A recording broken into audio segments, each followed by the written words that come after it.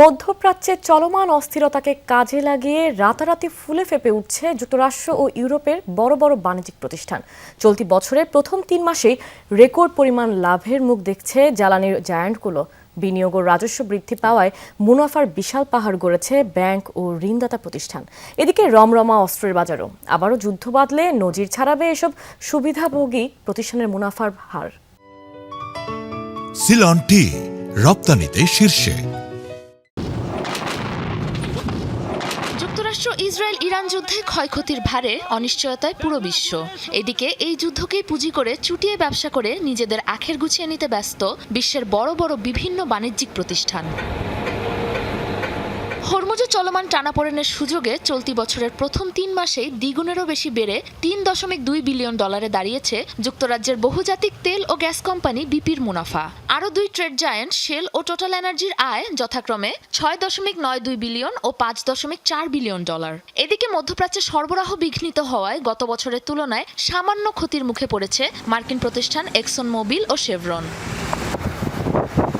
অন্যদিকে চতুরতার সাথে মুনাফার বিশাল পাহাড় গড়েছে ব্যাংক ও ঋণদাতা প্রতিষ্ঠানগুলো।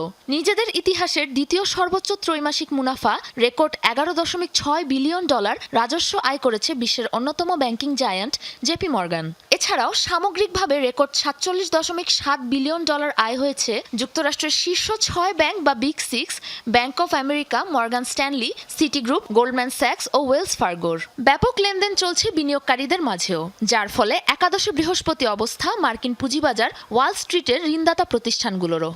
যুদ্ধের ফলে সৃষ্ট অস্থিরতা বিশ্ববাজারে নিয়ে এসেছে ব্যাপক লেনদেনের জোয়ার। ফলে বিশাল মুনাফা অর্জন করেছে মর্গান স্ট্যানলি ও গোল্ডম্যান স্যাক্সের মতো বিনিয়োগকারী ব্যাংকগুলো। পকেট ভারী করছে নবায়নযোগ্য জ্বালানি খাতগুলো। প্রায় 17% বৃদ্ধি পেয়েছে ফ্লোরিডা ভিত্তিক নেক্সট্রা এনার্জির শেয়ারের দাম।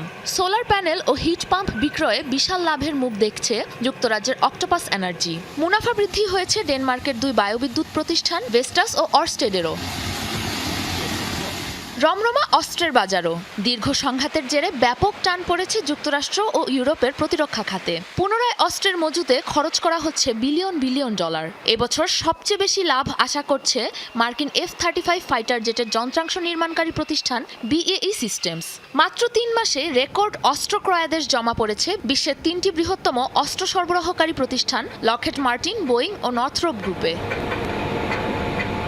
ধ্বংসস্তূপের মাঝে দাঁড়িয়েই অর্থের পাহাড় তৈরি করছে বিশ্বের বড় বড় বাণিজ্যিক প্রতিষ্ঠানগুলো। যুদ্ধ আবারও বাঁধলে মুনাফার পাল্লা নজির ছাড়াবে এসব সুবিধাভোগী প্রতিষ্ঠানগুলোর বলে দাবি করছেন বিশ্লেষকরা। সাবরিনা নুসরাত, যমুনা নিউজ।